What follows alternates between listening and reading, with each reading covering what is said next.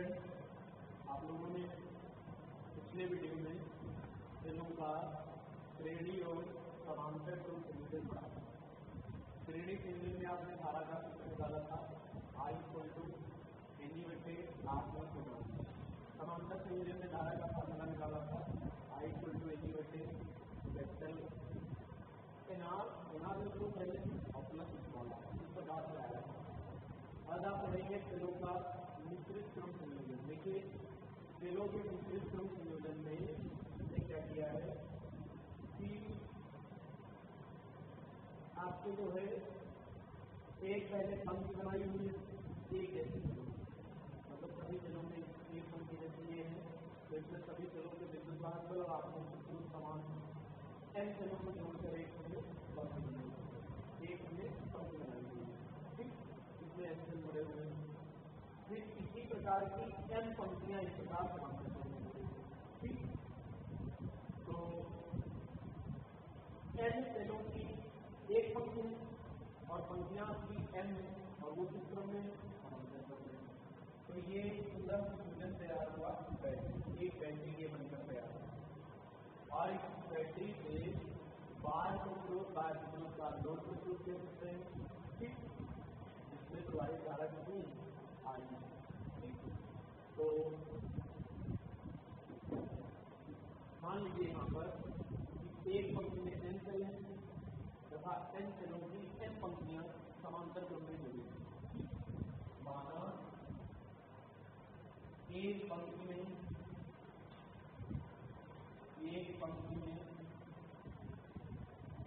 n समान सेलें हैं तथा इसी प्रकार की n पंक्तियां समांतर क्रम में जुड़ी हैं। मतलब एक पंक्ति में n समान सेलें तथा इसी प्रकार की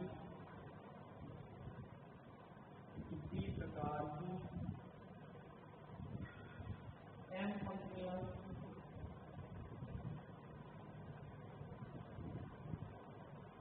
समांतर क्रम में जुड़ी।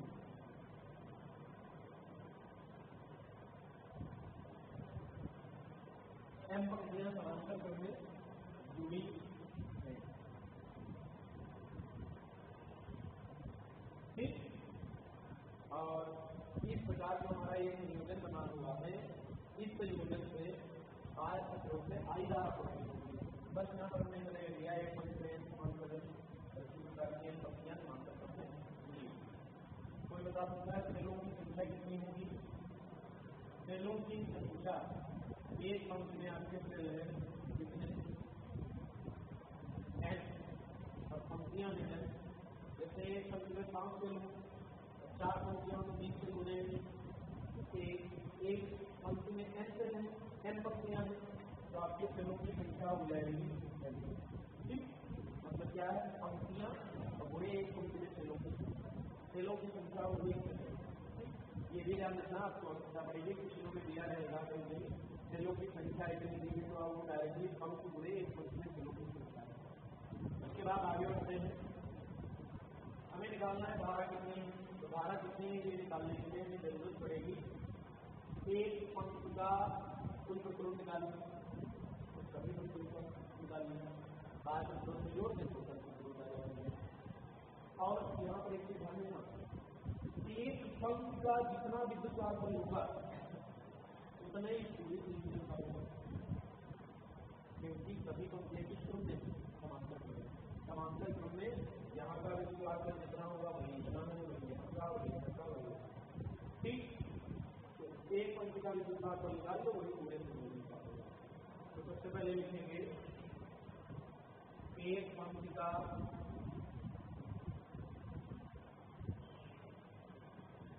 कुल विद्युत भार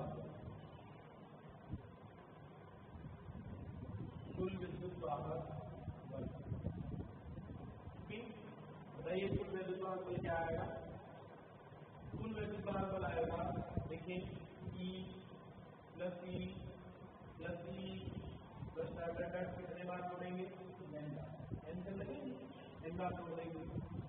पी को एक बार जोड़ेंगे तो कितना आ जाएगा n। ठीक, यही विद्युत वाहक बल पूरे संयोजन का होगा। ठीक, यही विद्युत वाहक बल पूरे संयोजन का होगा। यहाँ पर लिख देंगे यही विद्युत वाहक बल पूरे संयोजन का होगा, पूरे संयोजन का। तो पूरे संयोजन का कुल विद्युत वाहक बल नहीं ही रहेगा। अब इसके बाद क्या लिखें, एक पंक्ति का प्रतिरोध, एक पंक्ति का कुल प्रतिरोध, एक पंक्ति का कुल प्रतिरोध क्या आएगा, एक पंक्ति में चले हैं तो एक पंक्ति का कुल प्रतिरोध आएगा। देखिए R plus R plus R plus कितनी बार जोड़ेंगे n बार, तो ये नाम निकल आएगा एक पंक्ति का। और ऐसी ही m पंक्तियां समांतर क्रम में, तो एनआर एनआर एनआर m बार किस क्रम में हुए, समांतर क्रम में। तो लिखेंगे पूरे संयोजन का प्रतिरोध, पूरे संयोजन का तुल्य प्रतिरोध, तुल्य प्रतिरोध। चाहूँ तो आप R' मान सकते हो, तो R' मानोगे तो एनआर, पहली पंक्ति का एनआर, दूसरी पंक्ति का एनआर, तीसरी पंक्ति का एनआर, mवीं पंक्ति का एनआर, ये सब समांतर क्रम में है।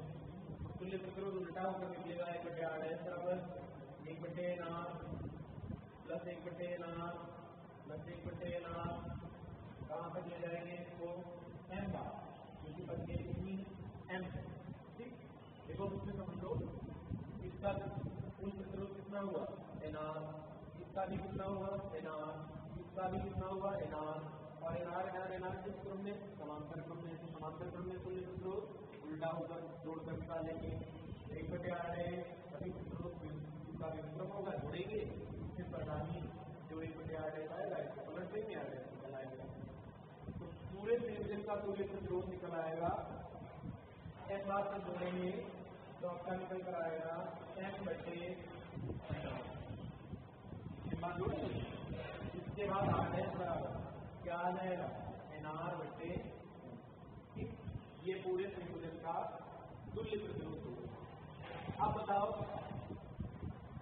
आपने धारा पढ़ी, धारा कैसे निकलती है, धारा निकलती है I बराबर P/R। E होता है कुल विद्युत वाहक बल जो हमारा नहीं है, और R बाहर प्रतिरोध हो जाएगा और स्मॉल r जो है आंतरिक प्रतिरोध। तो यहाँ पर कुल आंतरिक प्रतिरोध कितना है R। ठीक, देखो ये एक पंक्ति का कुल आंतरिक प्रतिरोध है, चाहे तो यहाँ पर आप जोड़ भी सकते हैं कुल आंतरिक प्रतिरोध अगर लिखना चाहेंगे। और ये पूरे संयोजन का, तो ये बैटरी बनी, पूरी बैटरी का तुल्य आंतरिक प्रतिरोध यहाँ भी यही बात लिख सकते हैं ना, लिखा जाए 1/R' 1/nr 1/nr 1/nr समांतर क्रम में 1/R' और m/nr और ठीक। अब परिपथ का कुल प्रतिरोध कितना हुआ, परिपथ का कुल प्रतिरोध, परिपथ का कुल प्रतिरोध हुआ R प्लस R' का मान देखो R sorry nr/m, R plus R' का मान क्या है nr/। ठीक, भाई परिपथ में ये लोड प्रतिरोध और इस पूरी बैटरी का जो प्रतिरोध है वो तो श्रेणी क्रम में हुआ। भाई पूरी बैटरी का प्रतिरोध इतना निकाल लो, हमारा तो यहाँ पे नहीं है, तो वो तो सीरीज कॉम्बिनेशन हुआ। तो आपका आया परिपथ का कुल प्रतिरोध R plus R' R plus nr/m। ठीक, ये कुल प्रतिरोध हो गया। अब आप धारा कैसे निकालेंगे, तो आप धारा निकालने के लिए बहुत आसान, I बराबर लगाएंगे कुल विद्युत वाहक बल बटे कुल प्रतिरोध। ठीक, लिखेंगे यहाँ पे ये धारा I बराबर कुल विद्युत वाहक बल, कुल विद्युत वाहक बल बटे कुल प्रतिरोध। बताओ कुल विद्युत वाहक बल तो नहीं रहेगा, एक पंक्तिका है नहीं और सभी पंक्तियां समांतर क्रम में पूरे परिपथ का भी पूरे संयोजन का भी यही रहेगा। बटे में कुल प्रतिरोध आर प्लस एन आर बटे एल, यहाँ से आई बराबर क्या आएगा एन ई बटे इधर गुणा करते हैं M R plus N R और ये बटे में एम आएगा इसको ऊपर हो जाएगा एम ई बटे एम आर प्लस परिपथ में करंट निकल आएगा आई बराबर एम एन ई बटे M R plus N R. ये विस्तृत रूप में बताया जाता है, ठीक याद रखना है, तो तैयार भी करना है अच्छा रहता है। इसमें आप थोड़ा सा इसके आगे बढ़ेंगे कि परिपथ में धारा का मान कब अधिकतम होता है। परिपथ में धारा का मान अधिकतम कैसे होता है? देखो परिपथ में धारा का मान अधिकतम तब हो सकता है जब M R plus N R अधिकतम, ये जितना कम से कम होगा धारा में ज्यादा ज्यादा होगा, कम से कम जीरो तो धारा नहीं हो जाएगी, इसका इसको डायरेक्टली जीरो नहीं है क्योंकि अनंत धारा नहीं हो सकती है। तो यहाँ पर लिखेंगे, देखो आपको तो विस्तृत धारा तो पूछे तो यही करना।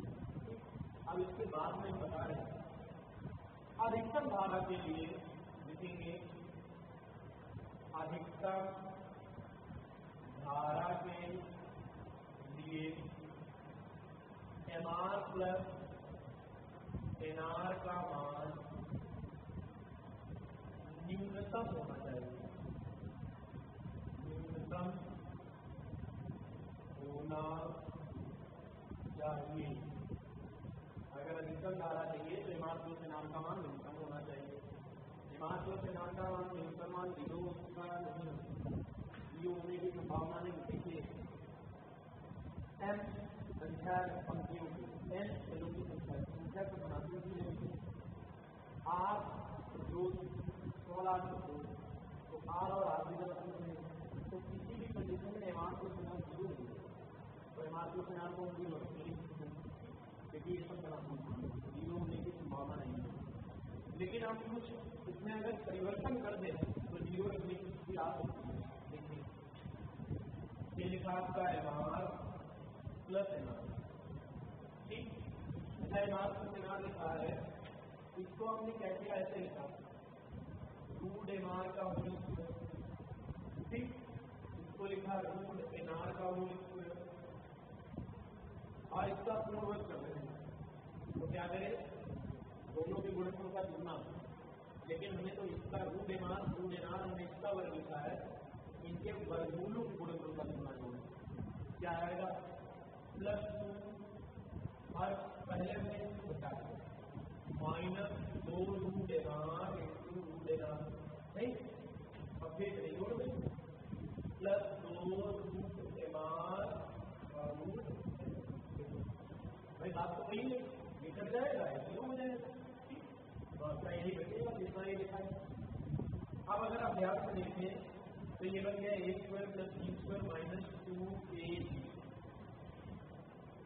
एक माइनस b का होल स्क्वायर, तो इसको क्या लिख सकते हैं root N R minus root N R का होल स्क्वायर और प्लस में क्या आया 2 रूट एन आर, ठीक सही काम होल स्क्वायर बना लिए, ए माइनस बी का whole square minus root N R का वर्ग प्लस 2 रूट एन आर। अब आप ध्यान से देखो N R plus N R किसके बराबर हो गया, ठीक अब इसके बराबर हो गया। अब न्यूनतम मान होने के लिए इसका विचार करना चाहिए, इसका मान न्यूनतम अगर हो तो हम किसी को 0 मान लेंगे, इसको 0 नहीं ले सकते। अब तो ये 0 वही नहीं सकता, लेकिन ये 0 हो सकता कैसे, अगर रूट एन आर का मान रूट एन आर के बराबर आ जाए तो 0 हो जाए, ठीक। तो अब अधिकतम धारा के लिए root N R minus root N R का होल या root N R minus root N R बराबर 0 हो सकती है, ये 0 कर देंगे और ये 0 डायरेक्ट नहीं दे सकते क्योंकि ये 0 हो ही नहीं सकता, इसमें सबसे आपको वैल्यू लगाना है 0 इसको ले लेंगे, इसको 0 ले सकते, मान लो a माइनस b, अगर a और b के दोनों के मान बराबर हो जाए तो a माइनस b 0 हो सकता है। ऐसे root N R minus root N R, तो अगर दोनों के मान बराबर हो जाए एनआर के न्यूनतम मान के लिए root MR minus root NR बराबर 0 ले सकते हैं। ठीक, यहाँ पर लिख देंगे एमआर प्लस एनआर के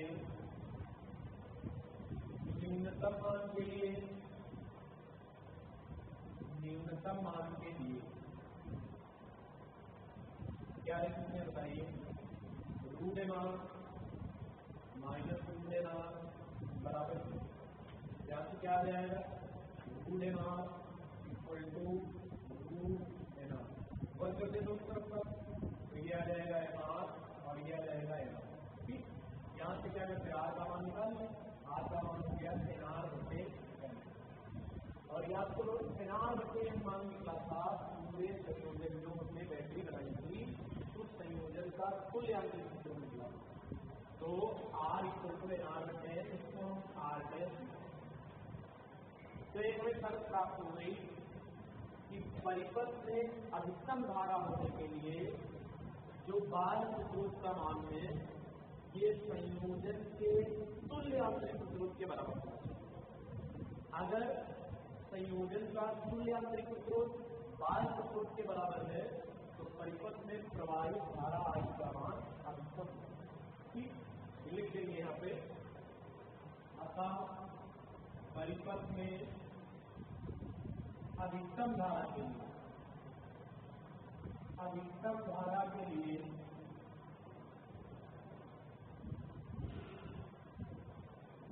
संयोजन का तुल्य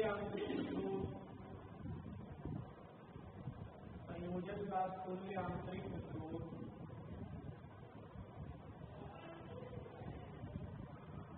बाह्य प्रतिरोध के बराबर होना चाहिए।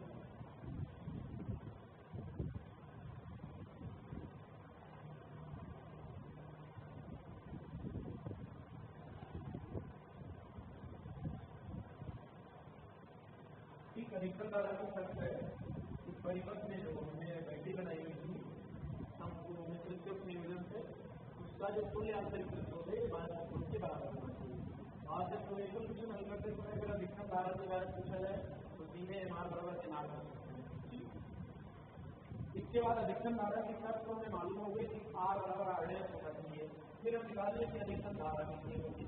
देखिए यहाँ पर लिखेंगे अधिकतम धारा का मान क्या है, आई मैक्स। अब यहाँ पे आई का क्या सूत्र पड़ा था, आई बराबर एम एन ई बटे एमआर प्लस एनआर। अधिकतम धारा चाहे आई मैक्स, देखिए अधिकतम धारा के लिए एमआर बराबर एनआर है या एनआर बराबर एमआर है, तो दो प्रकार से मान निकल सकते हैं। पहला आया एम एन ई बटे, जहाँ पर एमआर है वहाँ पर एनआर है प्लस एनआर, या दूसरा क्या हो सकता है एम एन ई बटे एमआर प्लस, जहाँ पे एनआर है वहाँ पे एमआर रख लें प्लस एमआर। मतलब पहली बार में एमआर बराबर ये वाला एनआर रखा और दूसरे वाले में क्या किया है कि एनआर बराबर एमआर को रखा है। अब क्या आएगा, देखिए ऊपर क्या आया एम एन ई बटे 2 एनआर, इधर क्या आएगा एम एन ई बटे 2 एमआर। एम से कैंसिल कर दें, एम से कैंसिल कर दें, क्या आएगा, क्या आया एन ई बटे 2 और ये क्या आया एन ई बटे 2। अधिकतम धारा के लिए आप दोनों साथ में लगा सकते हैं, दोनों से। अगर ये लगा लेते एन ई बटे 2 नीचे क्यों ला रहेगा, और अधिकतम धारा के लिए एन ई बटे ये लगा सकते हैं तो एन ई आएगा 2 तो ये धारा निकाल। देखिए यहाँ पर शक्ति भी निकाली जा सकती है। ठीक, अगर कहा जाए कि बाह्य प्रतिरोध को कितनी शक्ति मिलेगी, बाह्य प्रतिरोध को स्थानांतरित शक्ति कितनी होगी, तो आप P बराबर ई आई के अनुसार, P बराबर वी आई के अनुसार शक्ति को भी कैलकुलेट कर सकते हैं अगर जरूरत पड़े तो। ये तो अधिकतम धारा से निकाल सकते हैं। और मुख्य बात यह है केवल हमें याद रखना है कि अधिकतम धारा की शर्त क्या है। अधिकतम धारा की शर्त है मान बराबर एनआर या कैपिटल आर का मान बैटरी के तुल्य यांत्रिक प्रतिरोध के बराबर। तो आज आपको ये करना है, तैयार भी करना है और इसके आगे का आपको